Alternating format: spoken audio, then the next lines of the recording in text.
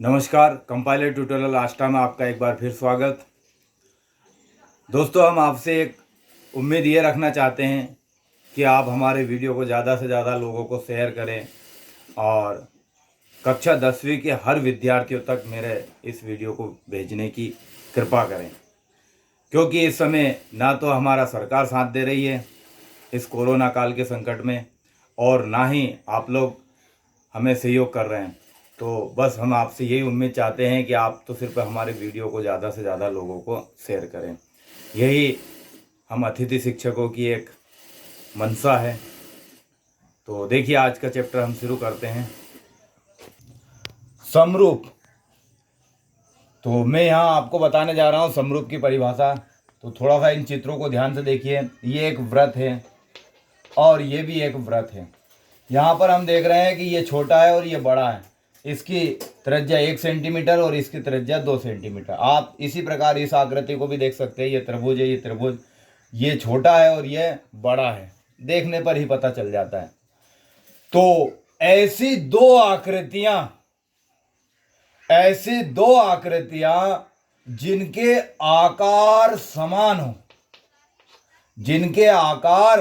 समान हो किंतु जिनकी माप असमान हो, यानी कि वो अमाप हो, तो ऐसी आकृतियां एक दूसरे की समरूप या सिमिलर कहलाती है।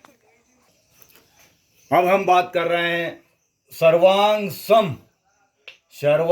सम कॉन्ग्रुएंट। तो सर्वांग सम आकृतियां क्या होती है? देखिए, ये देखिए, ये एक वृत्त है और ये भी एक वृत्त है और इसकी त्रिज्या 2 सेंटीमीटर और इसकी भी त्रिज्या कितनी सेंटीमीटर है? 2 ही सेंटीमीटर है। तो यानी कि ये इनका आकार भी समान है और इनका माप भी जो है वो कैसा है? समान है। तो ऐसी दो आकृतियां जिनके आकार और माप समान होते हैं, ऐसी आकृतियों को हम सर्वांग सम आकृतियां कहते हैं। उदाहरण के तौर पर जो करेंसी नोट होते हैं या सिक्के जो होते हैं वो बिल्कुल एक जैसे होते हैं, वो एक दूसरे के सर्वांग सम होते हैं। देखिए दोस्तों, ये दो त्रिभुज है और इसमें ये कोण बी है और ये इसका कोण क्यू। यहाँ पर इस सिंबल का मतलब होता है कि ये भी 90 डिग्री और ये भी 90 डिग्री। और एक बात और बता दूं मैं आपको कि ये दोनों त्रिभुज एक दूसरे के समरूप है। तो ये बात ध्यान रखना है आपको कि समरूप त्रिभुजों में ये वाला कोण और ये वाला कोण एक दूसरे के संगत कोण कहलाते हैं। संगत कोण या करस्पॉन्डिंग एंगल कहलाते हैं। तो ये संगत कोण, इस कोण का संगत कोण ये हो जाएगा और इस कोण का संगत कोण ये हो जाएगा। तो ध्यान दीजिएगा, समरूप त्रिभुजों के संगत कोण यानी कि कोण बी के बराबर कोण क्यू आ जाएगा और कोण ए के बराबर कोण पी आ जाएगा और कोण सी के बराबर कोण आर आ जाएगा। तो मैं बता रहा हूं कि समरूप त्रिभुजों के संगत कोण सदैव बराबर होते हैं, आपको याद रखना है। और इसी प्रकार से ये भुजा और ये भुजा, ये दोनों त्रिभुजों की संगत भुजा कहलाती है, करस्पॉन्डिंग साइड कहलाती है। तो ये संगत भुजा, तो संगत भुजा यानी कि ये आनुपातिक होती है। तो ए बी के बटे में पी क्यू बराबर बी सी के बटे में क्यू आर, ये संगत भुजाएं। और इसी प्रकार ए सी के बटे में पी आर, ये बराबर होती है। तो इसे हम अनुपात बोलते हैं। तो पहला पॉइंट मैं बता रहा हूं कि समरूप त्रिभुजों के संगत कोण सदैव बराबर होते हैं और समरूप त्रिभुजों के संगत भुजाएं जो होती है वो आनुपातिक होती है। आनुपातिक का मतलब बटे में होती है। अब हम बात करेंगे थेल्स प्रमेय की। तो थेल्स ने अपनी प्रमेय किस प्रकार से दी थी वो देखिए। थेल्स ने कहा था कि यदि किसी त्रिभुज, ये कोई त्रिभुज है ए बी सी, तो थेल्स ने कहा था यदि किसी त्रिभुज कि एक भुजा के समांतर यदि कोई रेखा खींची जाए, यदि किसी त्रिभुज की एक भुजा के समांतर यदि कोई रेखा खींची जाए तो ये रेखा इन अन्य दो भुजाओं को जिन दो बिंदुओं पर प्रतिच्छेद करती है, मान लीजिए यहां पर ये ई और ए पर प्रतिच्छेद करती है, तो अन्य दो भुजाओं को जिन दो बिंदुओं पर प्रतिच्छेद करती है वे बिंदु उन भुजाओं को ए बटे में बी और ए एफ बटे में सी एफ, ये समान अनुपात कहलाता है।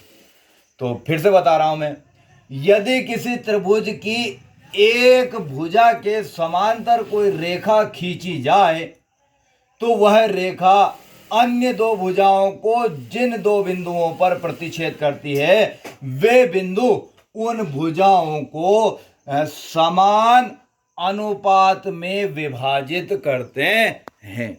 प्रमेय। इसी प्रकार थेल्सी प्रमेय का विलोम देखिए, ये एक त्रिभुज है और इसका नाम हमने ए बी सी रख दिया। मान लीजिए यहाँ पर ये एक रेखा है जो इन दो भुजाओं को समान अनुपात में विभाजित करती है। मान लीजिए ई और ए पर प्रतिच्छेद करती है, तो ऐसी स्थिति में ए बराबर बी बटे में बी बराबर आ जाएगा ए एफ और बटे में सी एफ, तो ये समान अनुपात में। तो देखिए इसका विलोम, यदि कोई रेखा किसी त्रिभुज की दो भुजाओं को समान अनुपात में विभाजित करती है तो वह रेखा तीसरी भुजा के समांतर होती है। एक बार और देखिए, यदि कोई रेखा किसी त्रिभुज की दो भुजाओं को समान अनुपात में विभाजित करती है तो वह तीसरी भुजा के समांतर होती है। यही थेल्सी प्रमेय का विलोम है।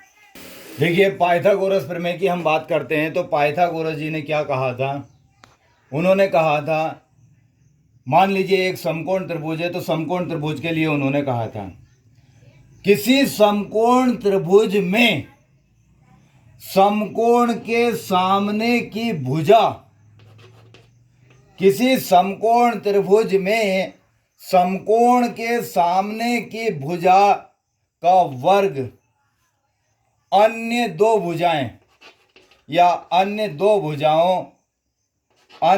भुजाओं के वर्गों के योगफल के बराबर होता है। यही पाइथागोरस प्रमेय। पाइथागोरस प्रमेय का विलोम, यदि किसी त्रिभुज में एक भुजा का वर्ग अन्य दो भुजाओं के वर्गों के योगफल के बराबर हो तो पहली भुजा का सम्मुख कोण या पहली भुजा का जो सम्मुख कोण होता है वो समकोण यानी कि 90 डिग्री का होता है, समकोण होता है।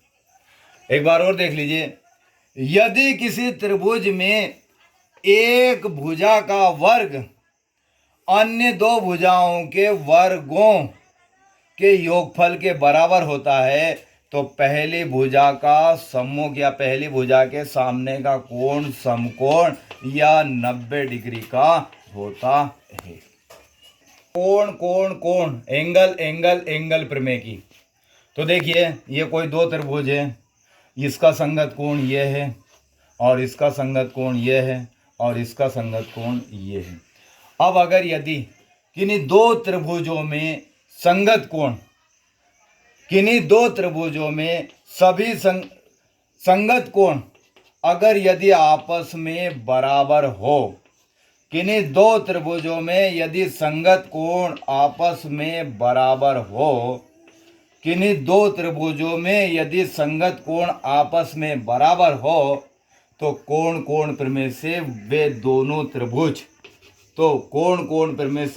दोनों त्रिभुज एक दूसरे के समरूप कहलाते हैं। एक दूसरे के समरूप कहलाते हैं। साइड साइड साइड थ्योरम या भुजा भुजा भुजा प्रमेय से अगर यदि ये कोई दो त्रिभुज है और इनकी संगत भुजाएं, यदि कोई दो त्रिभुज है और इनकी संगत भुजाएं एक दूसरे की आनुपातिक है, एक दूसरे की कैसी है, आनुपातिक है, तो ऐसी सिचुएशन में, ऐसी स्थिति में ये दोनों त्रिभुज एक दूसरे के समरूप कहलाते हैं, एक दूसरे के समरूप कहलाते हैं।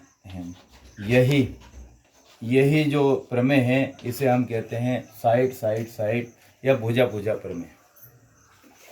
दोस्तों, साइड साइड और एंगल एंगल प्रमेयों के उप प्रमेय भी है, लेकिन वो हम आपको समय समय पर बताएंगे जब ज़रूरत लगेगी तब। तो उम्मीद है कि ये परिभाषाएं आपको बहुत अच्छे से समझ में आ गई होगी। अगर यदि आपको एक बार में समझ में नहीं आती है तो मैं उम्मीद रखता हूं कि आप इनको वापस दोबारा वीडियो को देख करके इनको समझ सकते हैं। एक बार और मैं कहूँगा आपको कि प्लीज़ हमारे अतिथि शिक्षकों का भविष्य ध्यान में रखते हुए आप हमारे वीडियो को ज़्यादा से ज़्यादा लोगों तक शेयर करें और हमें सहयोग प्रदान करें। इसी उम्मीद के साथ आप लोगों का बहुत बहुत धन्यवाद।